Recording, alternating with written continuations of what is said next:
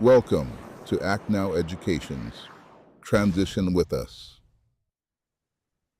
Okay. How's it going, everyone? Thank you guys for joining us for the first episode. This is the first episode. It's big. Yeah. This is a process for us for the Transition Mindset podcast. I'm Jay Salters. I'm joined with Nigel, our host, and we're going to cover some different topics. And the focus of this is to really just go through our transition because we were just talking about this. We don't know what we're doing. We're just trying to figure it out, right? Just like everyone else. And I think this is really important for folks to kind of get a good grasp on what that looks like, share resources, and then, see what we come up with.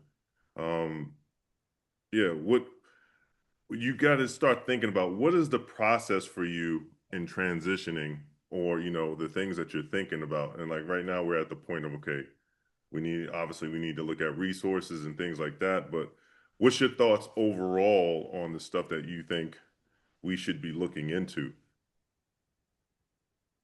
and how should we do that, right? We still got some people joining here, Yep. but we'll tell a little bit about our story and then we can kind of go into breaking down like what we're going to use in the tool sets and that. And so uh I'm closer to the line out, but I'll let Nigel hit up his story first. Hey everyone. Glad that you guys took time out today and able to join us on this. Let's see. So I've been in this year will make it about 18 years. I can start SkillBridge roughly in about 26 months or so. So I'm getting a really early head start on this.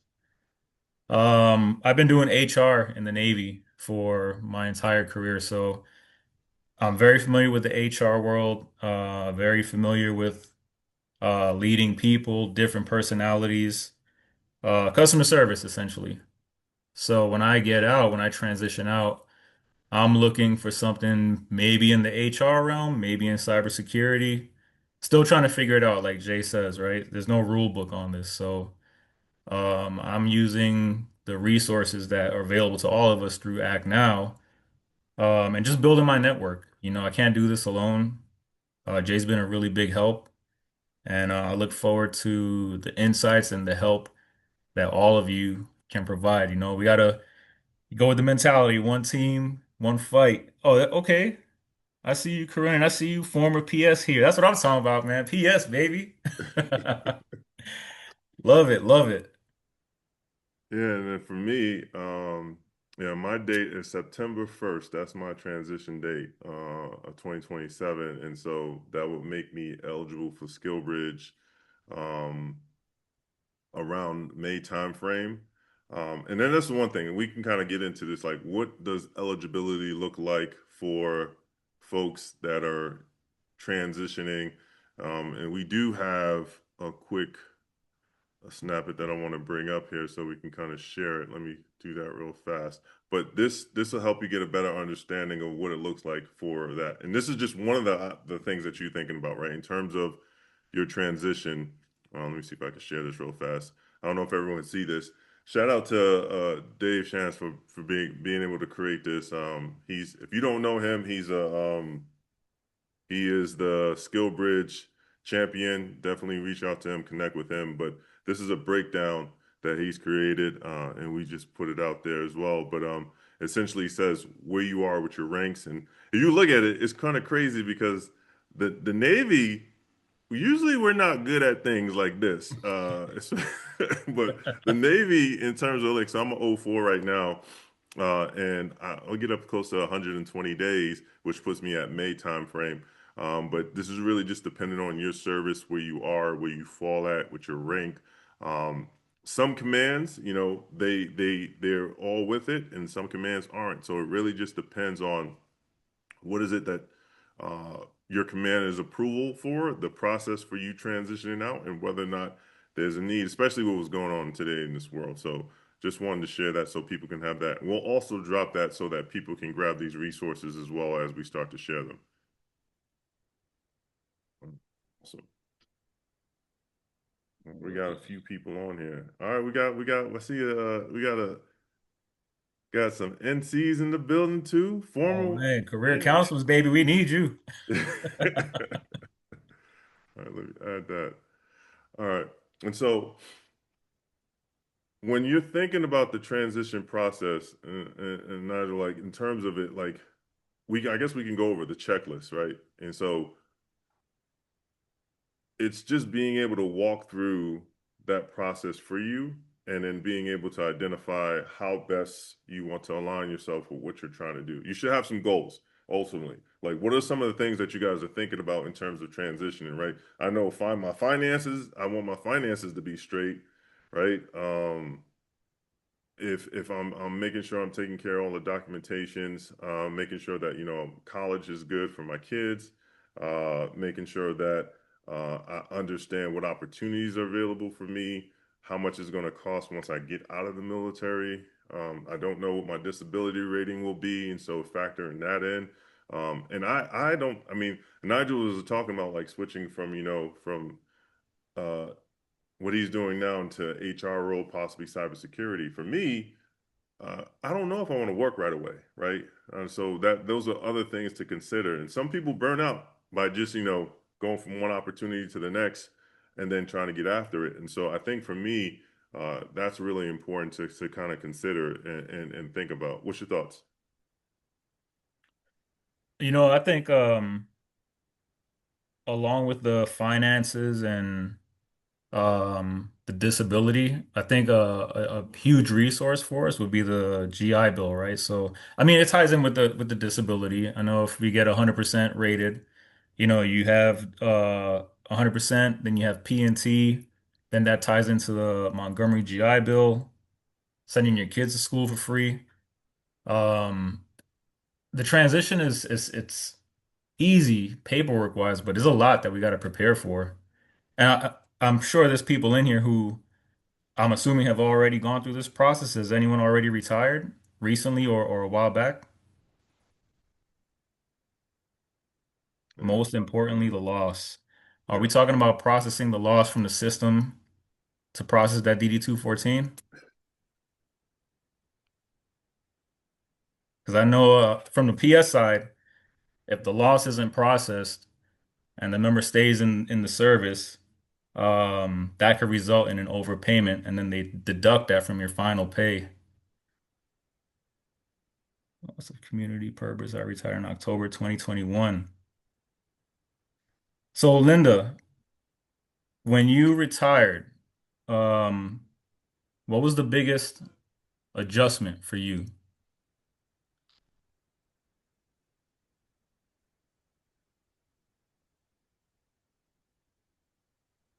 Okay, I'll come off mute. That's what Um, I'm talking about. the biggest adjustment was the sense of loss of not having that community. My community all were still active duty. So going through the transition of, okay, I don't have that anymore. It's now me on the civilian side. It's you have a true sense of loss of purpose of mission. You could put it like that. When you join this side, it's a major adjustment, and it took me over a year and a half, almost 2 years, before I finally reached back out and I connected with Jay. I had met Jay in person, like months before I transitioned, because I was in Virginia, and then Mm. my husband got orders back to Washington State because he's active duty, and we moved here. And I literally just I went into a shell. I didn't connect with anyone for about a year and a half. I wasn't even active in Act Now. And then I just kind of was like, okay, I need to do something more. I need to get active, and I need to start pursuing my own things. What do you think? What do you feel held you back from reconnecting? Was it like something personal, or what was your I'll holdback be on it? honest, I got out as a E6, higher tenure, Hmm. and it wasn't on my terms. So I was mad. Oh, I was mad. Yeah. I was 11 years every single time making the board and just not making it. And that was hard because I wanted to retire. My goal when I first joined was retire at least as a chief. and not being able to get that because of, the rules of higher tenure, that was Mhm. rough. That was rough. And I think in a way I didn't want to connect with the military community because I was a bit anger. There Mhm. definitely was some anger there, like, okay, how come you're still in and I'm not? But I've come to terms with it now, and I think a lot of people, um, someone brought it up in another webinar that I was on, is where's your why after the uniform comes off? Because Yes, when you're in the military for so long, like that's your identity. That truly is your identity. So when you don't have that anymore, it's you have to create a new one. 100%. I think I was talking about this with Jay the other day that, we're so used to having that structure and, that demand for us. But I think once you transition, like you said, you really got to tap into your why, find your purpose again. And that is, I'm sure, easier said than done. Yeah. Yeah. I know that a lot of people, and you read some statistics. I think I read something somewhere. It was talking about people who transitioned out the military. And this is like mainly senior folks, like uh, E7, E8, E9, or senior folks. Like as soon as they transition out the military, like their life expectancy is not that long from that transition date. They were saying like 10 years or something like that. Don't quote me on that, but I remember like looking at something that says that, and I think that has to do with like the purpose, right? If you've been driving for so long trying to do this, and then you leave the community or you leave what you know, and you're trying to discover who you are, that is definitely part of that transition mindset. That is definitely trying to figure out what's out there, what opportunities you can kind of lean to, and you're just looking for something that resembles some familiarity, right? Regardless of what it is. And that doesn't only apply to service members, that all applies to military spouses too, right? Everyone goes through these unique problem sets and they try to identify you know, how best to cope, right? Because you're always transitioning, regardless of what you're doing. You're always transitioning, and it's just how are you leveraging, um, and how are you taking care of yourself in the right manner to be able to do that? And so it's something that's I think it doesn't get as much attention as needed, um, but it's important. It's definitely important. Yeah, senior members are the most notorious who are in denial when it comes to transition in Lord said. Absolutely, because junior sailors or junior airmen or soldiers or Marines, you know, they got resiliency. They can bounce back real fast because they're adaptable and they're flexible. If you've been doing something for a long time, and then now you gotta like all that goes away. Your rank doesn't go with you, right? No one knows Hmm. who. It doesn't matter if you was a E9 or E6 or E5. They don't care. Like with the civilian sector, like, okay, are you going to do the work? So that's those things are things that people really don't think about too much, um, or at least I see don't put a lot of energy into, and they should because it's just an aspect that is important. And I think one thing I'm like super thankful for is yes, in the service, you have that camaraderie, you have that sense of purpose, the demand for what you do on a daily basis, right? And once you get out, um, I'm assuming, right, from what I've heard, that just shuts off like a light. But just being part of Act Now, for me, that feels like the camaraderie. Like it's a whole community of us. And a lot of us go through the same thing. A lot of us have done the transition, we've done the training, certifications, or people have been on the job hunt for a hot minute and we share that struggle. So, yes, when we get out to service, we'll lose that, but I feel like being part of a community like Act Now, um, it's a lifesaver. I feel like it's something great. Yeah, that sense of belonging is really important. And just being able to connect with folks, I feel is definitely that.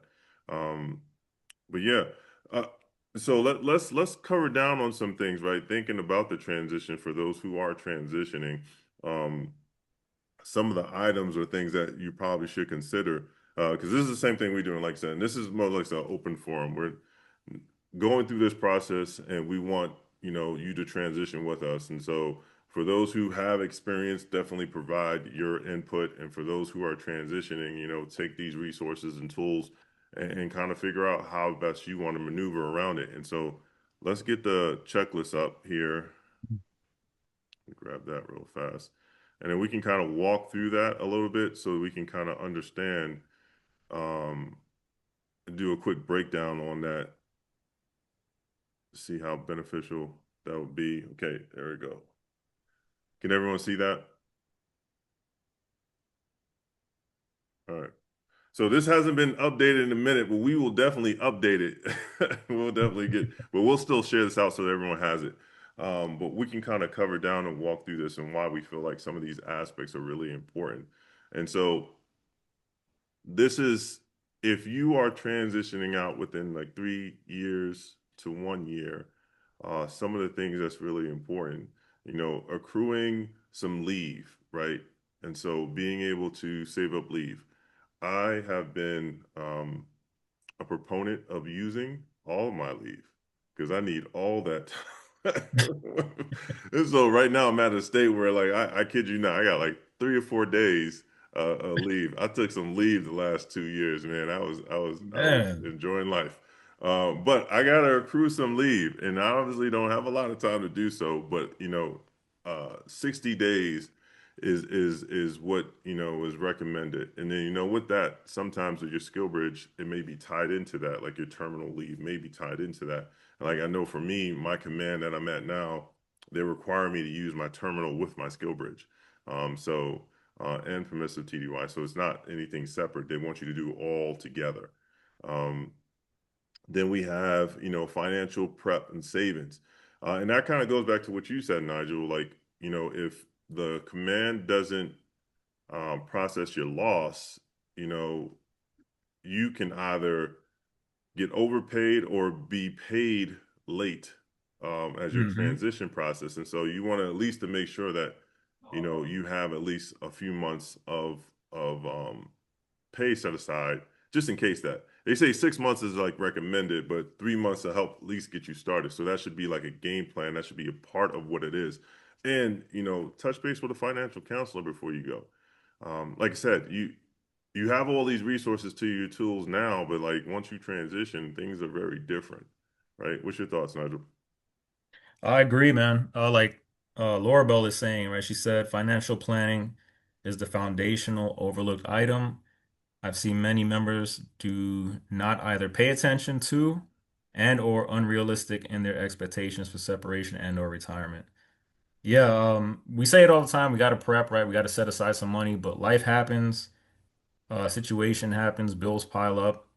But I 100% agree with Laura Bell on this. Yeah, you definitely got to take time and set some of that aside because some of this could be out of your control, right? If you're not staying on top of your separation package or the case that they use in Salesforce now, if that's not processed in time, you're getting overpaid for each day that it's not released. And by the time it's released by TSC Norfolk for the Navy people in here, the system will go back and say, okay, this member got out on this date. So all these days that went by, you were overpaid. So now we take that from your final separation pay, and then that just throws a dent in your financial plans. Yeah. So staying on top of it. Some of the other aspects that we have in here are life insurance, will, and testament. Um, those are things that are extremely important when transitioning out. I mean, they're important to have anyway. I looked at my will. I thought I was good to go. I realized that my will doesn't even have my youngest daughter on it, right?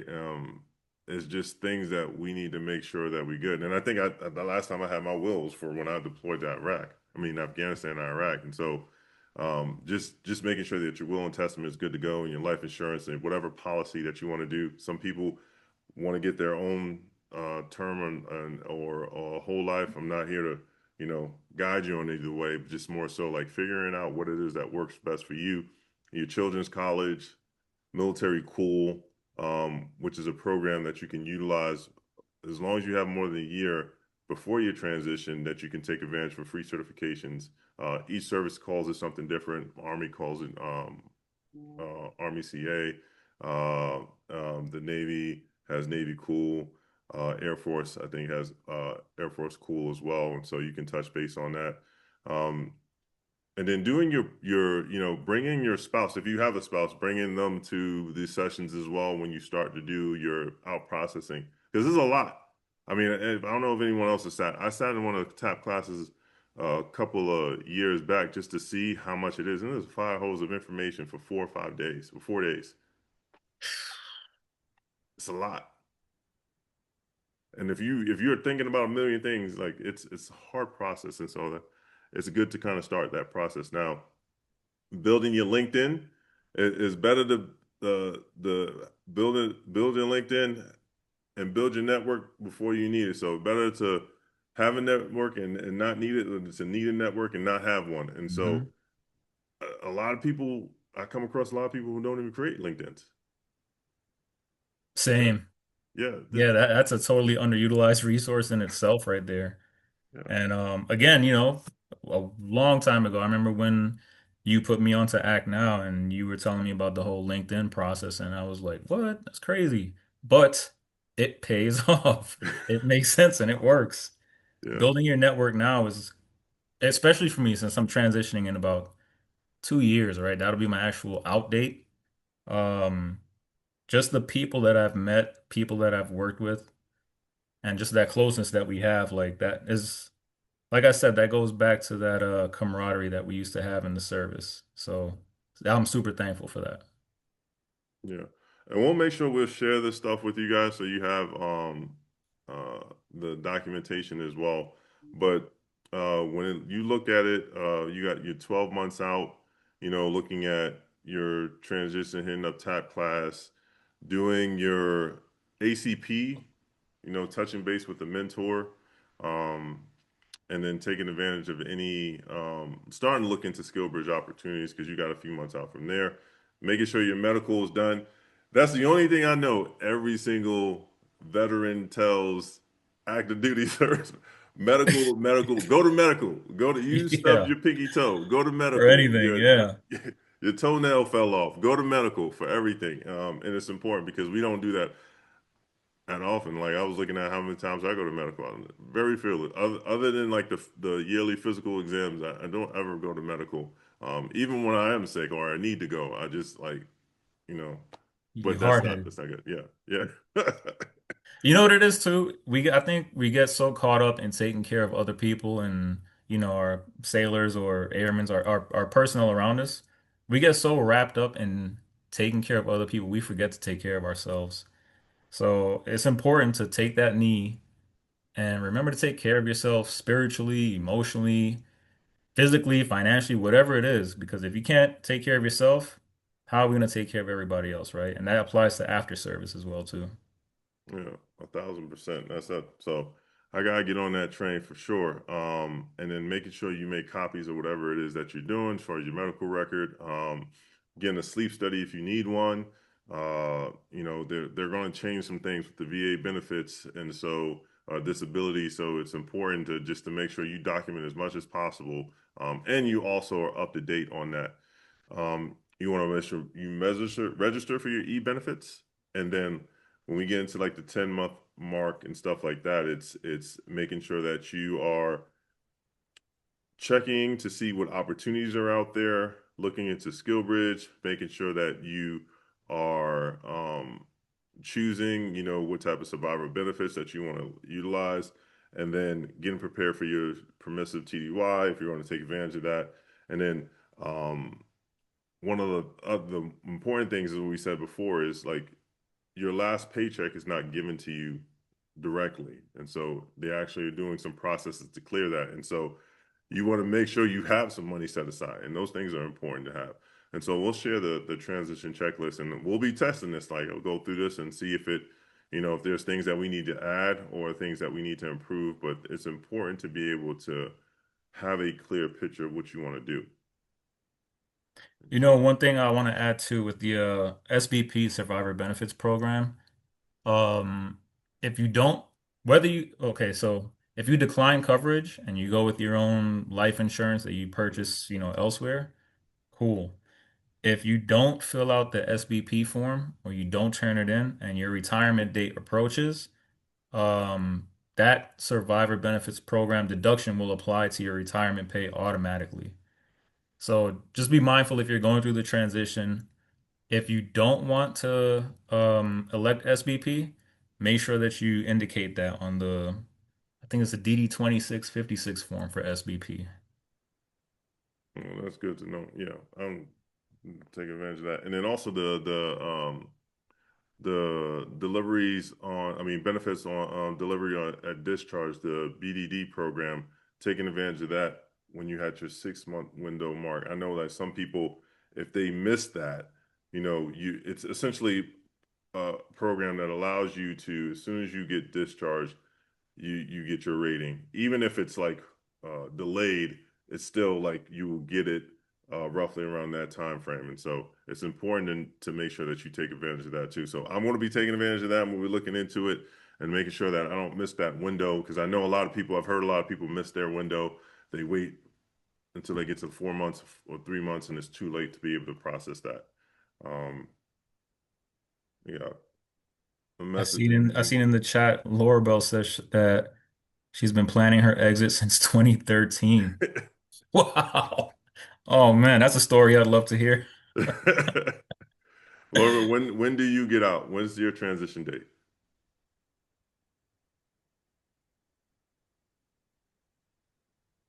Okay, look, 31 August 2027. look. Okay, so you definitely down with the crew. You definitely down. You riding with you riding with us. We gonna be doing this together. That's what I'm talking about. Yeah, I'm gonna share. I don't know if you guys have these resources, but I'm gonna share the resources in the chat so that you guys have them as well. Like I said, feel free to make changes if you need to. But this is just something to kind of help us, gear us, and guide us.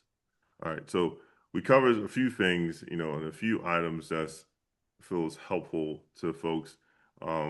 What are some things that you are thinking about in terms of your transition, or things that you guys, questions that you guys may have, in terms of what it is that you're looking to do or thinking about?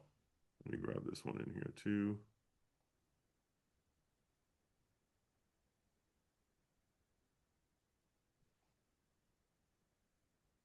I think for me,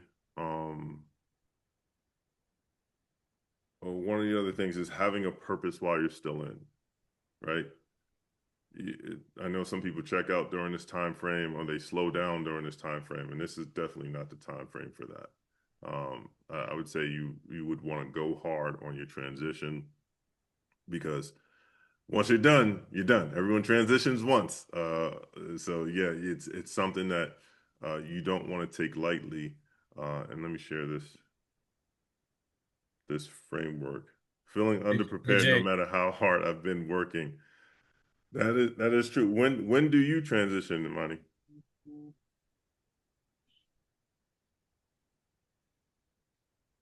Okay, yo, you right around Oh the corner. wow. Yeah. Wow. So So Imani, I got a question for you, right? So feeling unprepared, no matter how hard you've been working. In your eyes, what does being prepared for yourself look like? and for those who are watching online, she's transitioning in July 2026, and That so is like right around the corner. yes. So what does being prepared look like through your eyes, through your lens, Imani? What does that look like for you?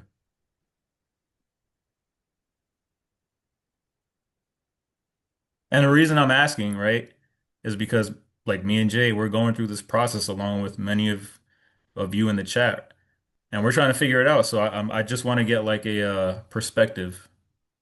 You can type it. You can type it. We can definitely come back to you. You can type it. Yeah, yeah, yeah. But I know, if as soon as I read that July 2026, I put myself there, and I was like, I'm not ready. Where's this reenlistment package at? But that's a real feeling, right? And that's that nervousness, like you don't want to mess this up. You want to get it right. And as much as you may want to leave the service, like you said, is you're going from something you know to something the unknown. Like you don't know. Like um Having skill to learn everything all over again. It's not like it is in the service, it's the civilian side. Like an example, Corinne can attest to this. When we were going through the SHRM course with Nicole Donraj, Nicole kept telling me in this cohort that, hey, Nigel, you know the HR stuff and the Navy, and I was like, yeah, I've been doing it for a while. But as we went through the course and I was learning SHRM and the acronyms and just the way things were on the civilian side, boy, that was a whole different world to me. So, we go from operating op tempo up here and then having to come back down here and have a slice of that humble pie and just learn everything from the ground up. That's a tough adjustment. yeah, I would agree in that. I probably got one more tool to share for the day. Oh, look, Caesar, we got a comment from Caesar. He separated this January 2026, and it's been an exciting journey. Let's talk about that. Caesar, how Oh, was it? that's refreshing. Yes, hello, can you hear me? You can. All right, how's it going? So yeah, it was very, very exciting. So I like the template that you guys put out, that the 1 year, 3 months, 6 months template. Hmm. And I feel like that is like a perfect alignment of where you need to be at, engage yourself. But I will say there are some situations, like for my situation, my last year I got sent on deployment. So some situations don't allow you to do those tasks, like how we have on those templates. So I would say for the people in the chat, take advantage of that. You, if you are not on deployment on a ship or out boots on ground or something like that. And I will say one of the things that I personally would do over would be the SkillBridge situation. I was coming off a deployment, 11 months on the ship, and last thing I want to do was go on a SkillBridge and, hey, I want to work more. I want to understand a role. I just want to, kick my feet up, relax, and mellow out a little bit. And I would do that over again just because a lot of these companies view SkillBridge as an internship and a Mm. gateway to step into a lot of these roles. So, like for example, when I was doing this Thursday with the vets and tech situation, a lot of these big 500 Fortune companies, in order to step into these roles, a SkillBridge situation was really, really easy to do that. Another one I would probably give for advice would be with the money situation that you guys talked about. Since I've been out in January, I have been job searching since about a week and a half ago because I picked up a PM job about a week and a half ago. So having that backup money to withstand a couple weeks or even months, which I, fortunately was able to do, just to cover either like basic living while you are transitioning into finding a role or getting into a position that will bring in income. So I definitely 100% agree with that. And yeah, it will be for people that are stepping into the civilian side without a position already lined up for you or just something on the other side. I have talked to a lot of service members that have been through Lockheed or Boeing or a lot of the defensive companies, and they all, agree that there are times where you kind of get down, you kind of get upset, or there's a lot of times you're maybe even sometimes depressed about I'm not getting a role for a month or not hearing something for 2 months. But there is a light at the end of the tunnel. I was able to get a PM job, like I said, with Vet Claims AI. So if any of you guys need any advice on top of the claims as well, I'll probably put my LinkedIn and we can connect to there as well. I'm sorry, did you say vet claims? Like disability ratings?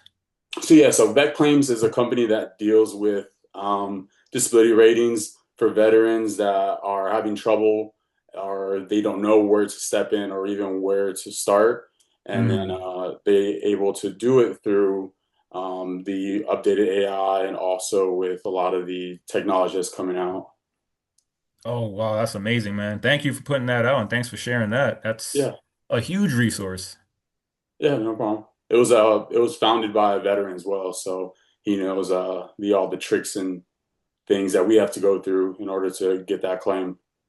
And nowadays, it's becoming harder, to get rated for what you deserve, from what I'm seeing Right, and hearing. So all the help we can get, much, much appreciated. right. And No, yeah, I'll drop my LinkedIn as well into the chat. So, if you're on here, let's connect. Let's take this and ride this to the end. right, right. All right. Thank you so much.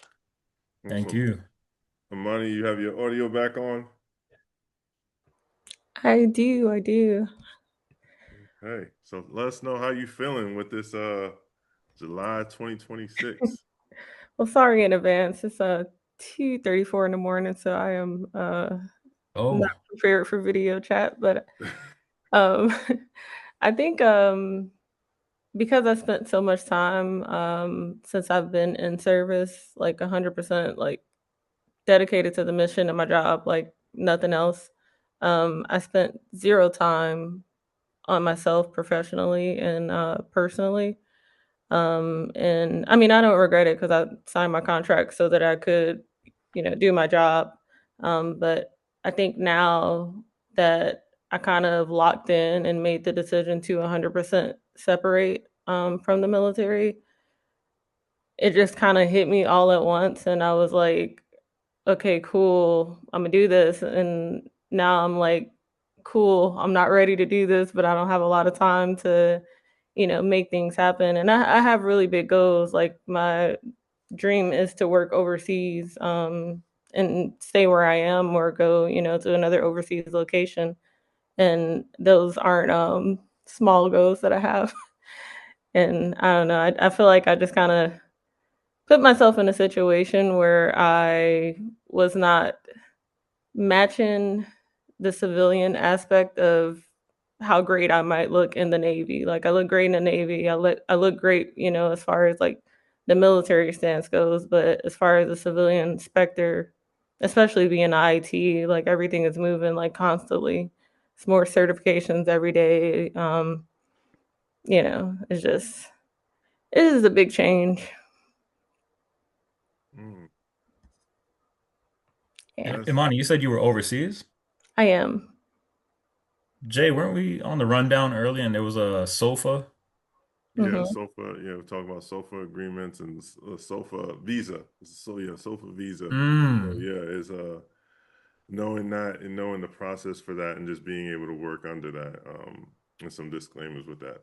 But it is like I said, and that's the thing that a lot of people definitely want. Some people want to be overseas because the quality of life is better, and the opportunities. But how do you do that? And from what I've gathered, like they've told me, as you transition, you got to come back to the stateside, and then you got to find the opportunity that pulls you overseas, and you got to be looking for that stuff, like as you transition. And so there are some tools definitely that you can kind of take advantage of, that have list opportunities overseas. Like if you go to, it's called NLX uh, jobs. They have a bunch of jobs that's everywhere around the world. And they do have some things that you can find that's like overseas that can kind of help you. But then, like, the other thing is you're looking at companies specifically, like what companies have what contracts at what basis. We were talking about that earlier. And so that's just another thing that it's a process, right? It's definitely a process. It's not easy, but it's just something that to kind of coordinate and go through. But one thing that I would say that could definitely help with that, and it's a I share this a bit, and I'm gonna share it now, is a focus framework that I've talked about. And Imani, you kind of hit on it, right? You spend 8 hours a day focusing on mission, and a lot of us do that.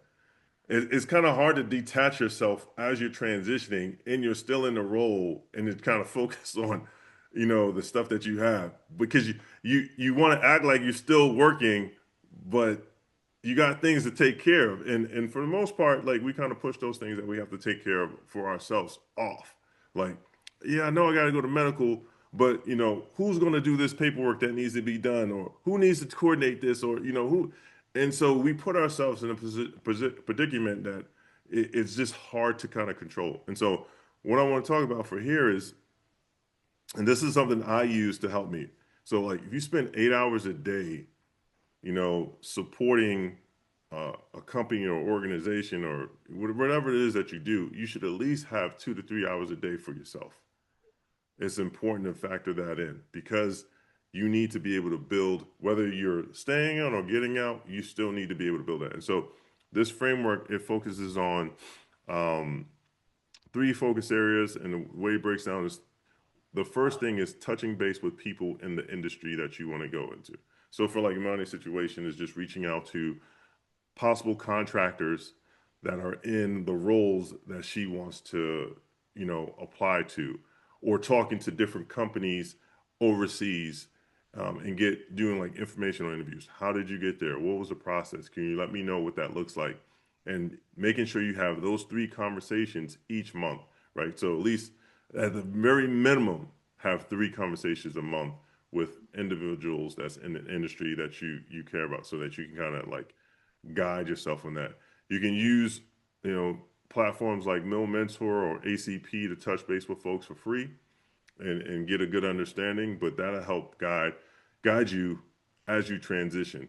And then the other thing is going to two events, like attending events. It's important to be able to attend events, especially for companies that have opportunities or resources, whether it be resume building, your LinkedIn, whatever it is. These things are going to help you refine. And so those are the things I plan on incorporating once as I see different schedules come across. And then the last thing is like I have a monthly goal. Every month I have one goal that I work at and I attack.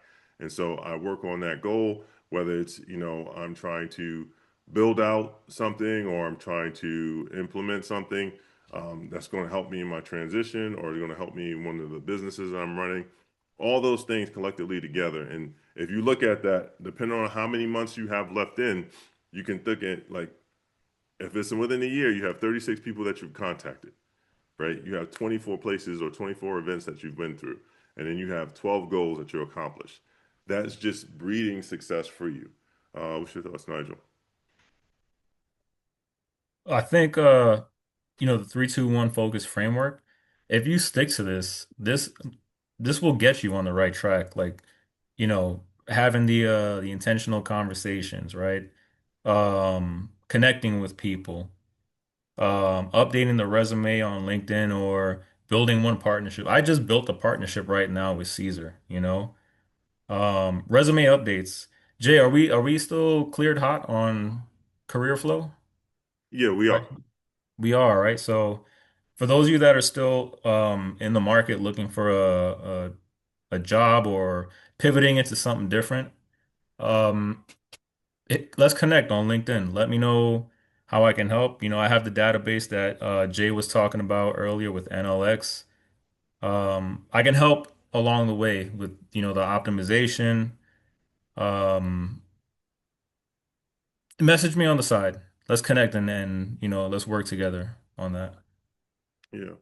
And if you guys have any questions for us, we did create an email for this podcast. And it's just tm@actnoweducation.org. And so please feel free to reach out to us and we'll be able to help you and respond to that as well. But like I said, the goal is just to bring in resources. It's not going to be like a heavy lift, but it's essentially being able to collectively as a community transition together. Everyone's going to be at different stages. Everyone's going to be focusing on different things, but collectively we come together to kind of figure out how to make this work. Um, we all will have a better, successful outcome. Don't do it alone. Corinne?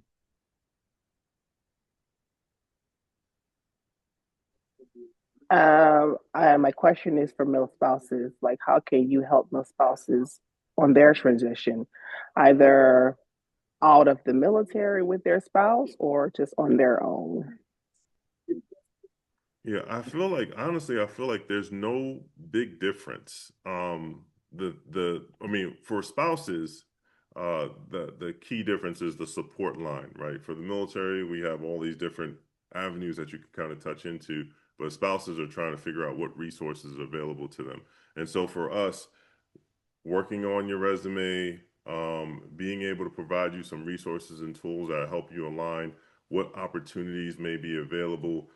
Just like we have SkillBridge, there's fellowship program with MSEP, and we have connections to that. And that's the Career Accelerator program that they have that you can get 90 days working for a company. And there's a list of different companies that will take you on. And so just having a game plan for your transition, because whether you are getting PCSed or your spouse is actually transitioning out the military, there's things that spouses need to do for themselves because a lot of times you sacrifice your career, your time, and your energy to Hmm. support your service member, and that and then when it's time for you to focus on yourself, you don't know what that looks like because you haven't done it, right? It's not something that you've been worked on. So I think in a sense it's the same thing, finding that sense of purpose.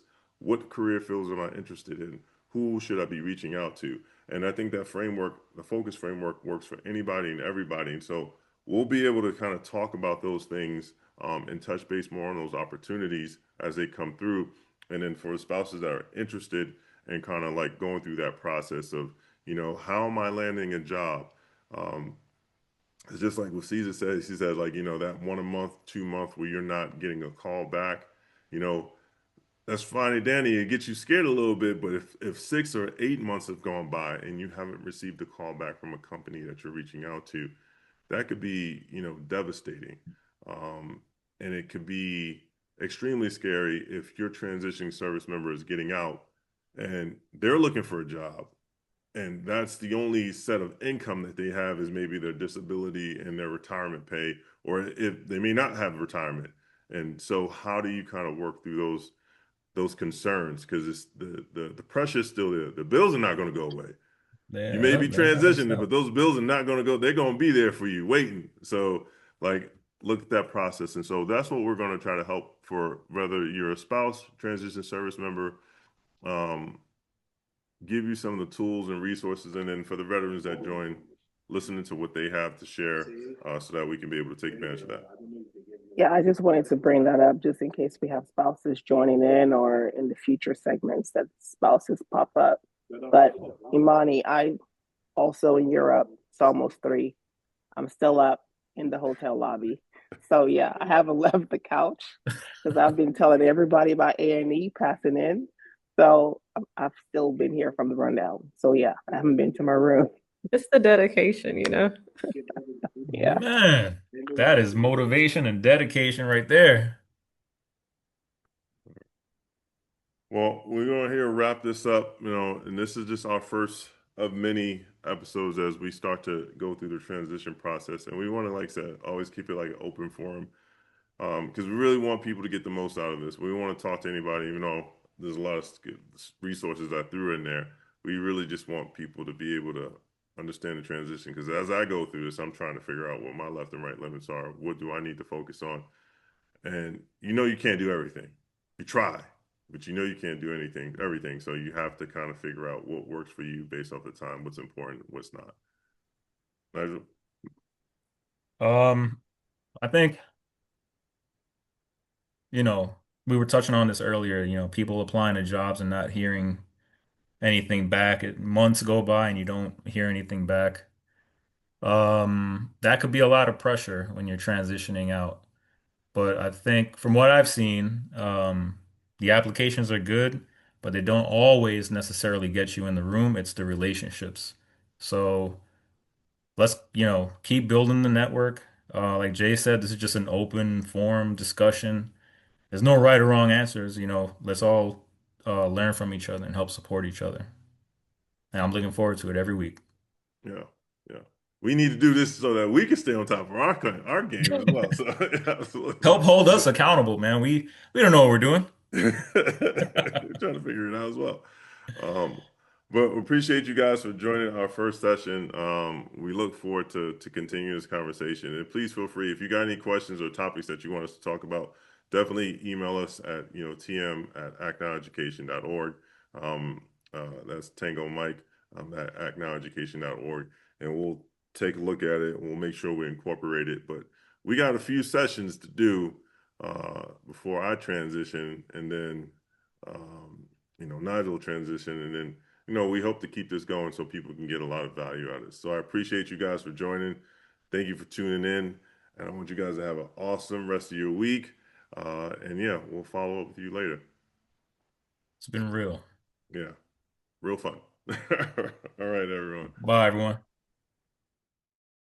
Thank you for listening to Act Now Education's Transition with Us. We hope you learned and were able to connect with others today and gain some awesome resources. You can go to our website at www.actnoweducation.org to sign up for our newsletter, and also join us on our private Facebook group where we provide more resources and have more interaction with our community. So until next time, take care.